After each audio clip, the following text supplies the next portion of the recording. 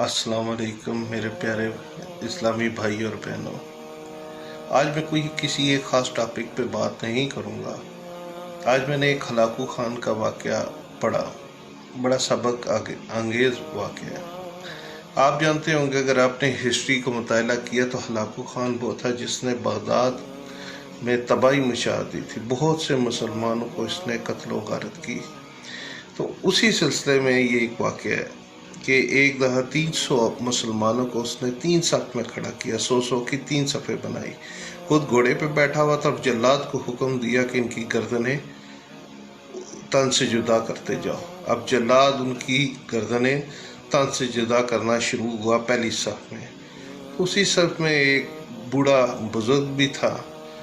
वो उसने देखा कि जब गर्दनें तन से जुदा हो रही हैं और हलाकू खान कहका लगाता था जब भी खून के फुवारे गर्दन से निकलते थे, तो वो दूसरी सफ़ में चला गया, शायद मेरी बचत हो जाए। फिर दूसरी सफ़ की बारी आई तो जल्लाद वो काटना शुरू हुआ गर्दनें, तो उसने फिर तीसरी सफ़ में चला गया कि थोड़ा सा टाइम और मिल जाए। हलाकू खान ये सारा मंजर देख रहा था। जब वो तीसरी सफ़ में गया और तीसरी सफ़ की बारी शुरू हुई तो उसने जल्लाद को रोका और शख्स को बुलाया, बूढ़े को, क्योंकि ये सारा मंजर तो वो देख रहा था। कह रहा था, तू पहली से दूसरी सफ़ में गया, दूसरी से तीसरी सफ़ में गया, इसके बाद किधर जाएगा? तुझे कौन मेरी तलवार से बचाएगा? उसने आसमान की तरफ मुँह किया और कहा कि मुझे मेरा रब बचाएगा।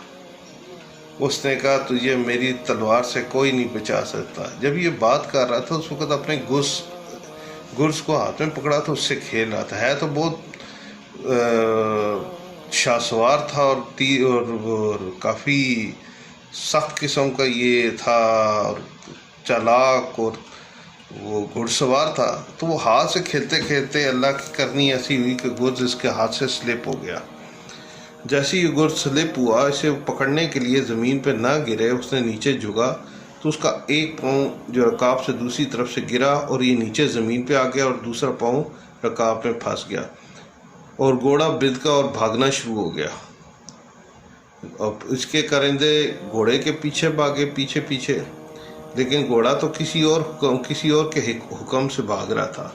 तो मेरे भाइयों, हुआ ये कि वाकई अल्लाह ताला ने उस शख्स की बात सुनी और उसको बचाया, और जो मुतकब्बिर था और तकब्बुर करने वाला था, मौत के आगोश में चला गया। इससे हमें एक चीज़ पता चलती है कि अल्लाह की अथॉरिटी को चैलेंज नहीं करना चाहिए, और तकब्बुर को अल्लाह ताला सख्त नापसंद करता है। तकब्बुर सिर्फ अल्लाह ही कर सकता है, और मुतकब्बिर को इस दुनिया में ही उसका अंजाम मिलता है। दूसरा मैसेज ये है कि मजलूम की बददुआ से बचें। हज़रत अबू हुरैरा रज़ी अल्लाह ताला अन्हु से मरवी है कि हुज़ूर सल्लल्लाहु अलैहि वसल्लम ने फरमाया, 3 लोगों की दुआओं की कबूलियत में कोई शख्स नहीं, वो ख़ास तौर पर कबूल होती, हमेशा कबूल होती। उनमें से एक मुसाफिर की दुआ है, दूसरी औलाद के हक़ में वालिदैन की दुआ, और तीसरी मज़लूम की दुआ।